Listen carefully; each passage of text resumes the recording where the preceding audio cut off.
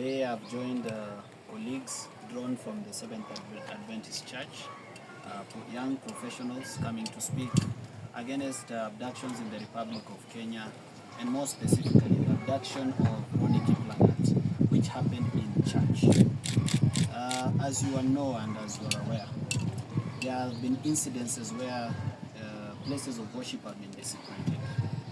You remember an incident when tear gas was thrown into a church and people had to scamper for safety. During the Gen Z protest, you saw that people were attacked from Cathedral Church. And now we are talking about someone being abducted right from a place of worship. Surely, if there is no honor for the young people, then there should be honor for God. So that when you come to church, you know that you're coming to worship God and that you are safe, and that an elite squad or a killer squad or an abduction squad is not waiting for you outside a place of worship. Here at Kikuyu Central, people have worshipped for ages and ages peacefully. Personally, I've been to this church. I love the preaching and the music, and nobody has ever been abducted from church by anyone whosoever, not even criminals. So if even criminals respect church, they do not rob people at Kikuyu Central Church, who is this who has gained the confidence to abduct a person from a place of worship? Secondly, we are worried by the denial by the police that they did not know and still do not know who has been abducting these people. As you are aware, we pay these people with our taxes. This is our money that they spend. This is our money which is used to buy uniforms, which is used to buy equipment, which is used to buy guns. And the purpose of this equipment and personnel is to protect Kenyans. But here is a police service and a National Security Council saying that they do not know for sure who is abducting the young people. If they do not know, then who should know? Because it is their responsibility to know. Today they are saying that those young men have been released. They have been released by who? And from where? Those are the questions that we are seeking to ask. Who has released them? And from where have they been released? So this morning, we are not happy. We are actually very sad. And we are not grateful. We are completely ungrateful that young people have been in jail for 15 days. They missed their Christmas. They missed their Happy New Year. They've come back looking traumatized, merely because of criticizing government. Then there is also the issue of a person being judged guilty by association. Ronnie Kiplangat has never been a government critic and has not even shown that he has any political ambitions or thoughts or even shared his political thoughts with the rest of us. So at what point did he also become a government critic that deserved to be abducted if this was not mere goose chase and an attempt to intimidate the powerful voices that are speaking against the excesses of government? I call upon the Inspector General Douglas Kanja to take charge of the service or resign. If he is not able to run the police service, it is honorable to just resign. He will not be the first that has ever resigned.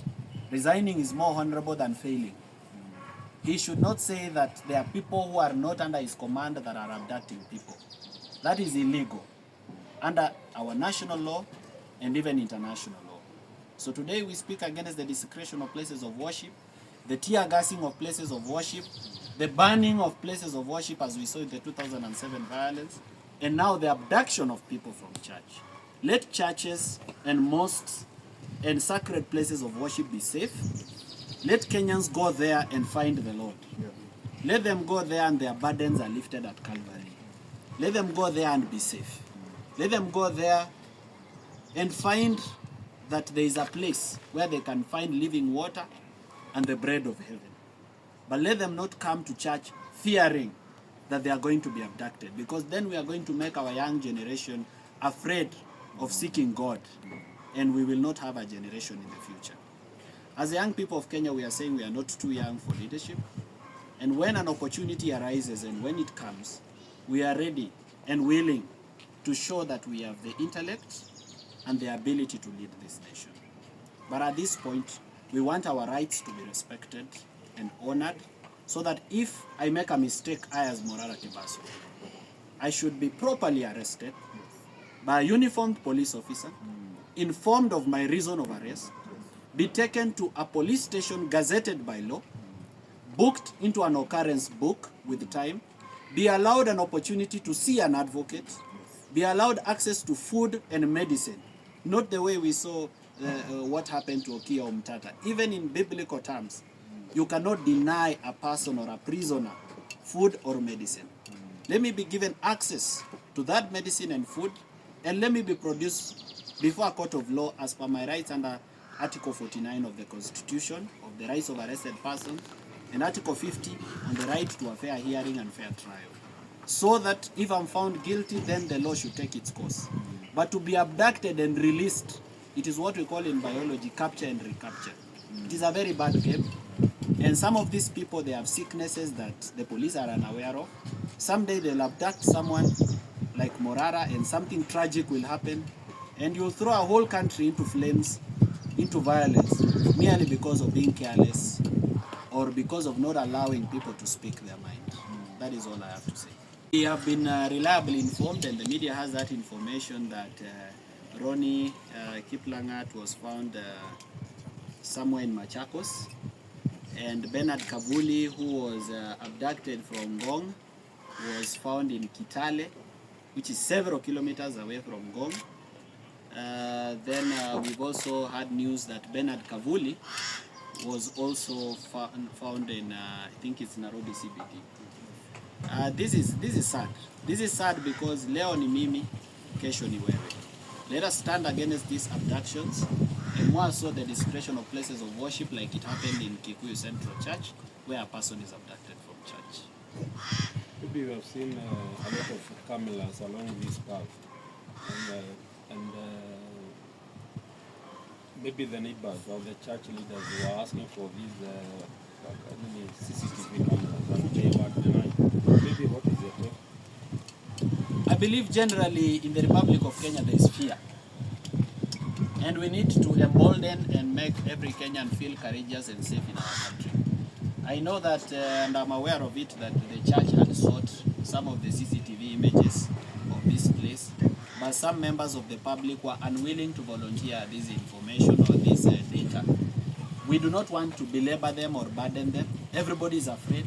They are afraid of being abducted. They are afraid of being mentioned as the ones who provided information. They are afraid of being killed. Not everybody can be courageous and stand like this and speak. As you can see, we are quite few, because most of the young people have actually been afraid of this. So we hope that members of the public are going to be cooperative in the future by not only providing information when somebody is abducted, but also, raising alarm when things like this happen in their communities and streets. Nobody should be abducted while people are walking around and enjoying their normal business as if it's business as usual. Remember, today it's that person, tomorrow it is you. and this is not a matter of politics anyway. This is a matter of life and death. It's a matter of the liberty of persons. It's a matter of safety and security of Kenyans. Whether you like them, whether you don't like them, whether they come from a tribe that you believe is good or a tribe that you do not like, this is not even an issue of tribalism. People have been abducted from Rift Valley, where the president comes from, Ronnie Kiplangat and Kibet Bull. So it traverses politics. It's about safety and security. And if there is something that should not be politicized in this country, it is the safety and security of Kenyans. Yes. Because we've seen what happens when safety and security of Kenyans is threatened. You've seen what politics has done to the safety and security of the people in Pokot and the rest of the bandit-stricken areas. You've seen what politics has done with the safety and security of the people in northeastern Kenya, where there is extremism and Al-Shabaab. You've seen what politics has done to safety and security in different places of the Republic of Kenya, especially when politicians are allowed to run security, a very sensitive matter in the Republic of Kenya. Therefore, this is my advice, and it is the advice of everyone here, to the security professionals in our country who are paid by our taxes, whose cars are fueled by our taxes, who we pay for good health insurance, that this is a matter of life and death.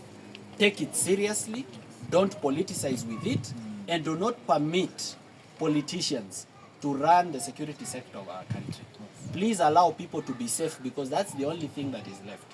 When people do not feel safe, they will find ways of wanting to make themselves safe. And that means everybody then has to arm themselves. And what are we creating? We'll be creating a lawless country. Yeah. Right now, we have police in Haiti trying to help with the issue of guns. If we do not assure the safety and security of young people in Kenya and meaningful employment for them, because safety and security of the young people also comes with meaningful employment. President William Ruto is complaining about young people, criticizing him on social media. Has he given them jobs so that they are busy doing something else? Because when people don't have something to do, you will be the job. And indeed, the young people have made William Ruto their job. So he needs to make it his job to ensure that these people are gainfully employed by industrializing our country, by reducing corruption, which takes away opportunities of young people, by enabling them to access capital from financial institutions to start business. These are the simple things we are asking for him. We are not even power hungry or seeking so much to change power. We'll only want to change power if he does not listen. And we are hoping that in this new year, he has made his new year resolution to be a better president in 2025. Yes. So I think we are good now. So thank you very much.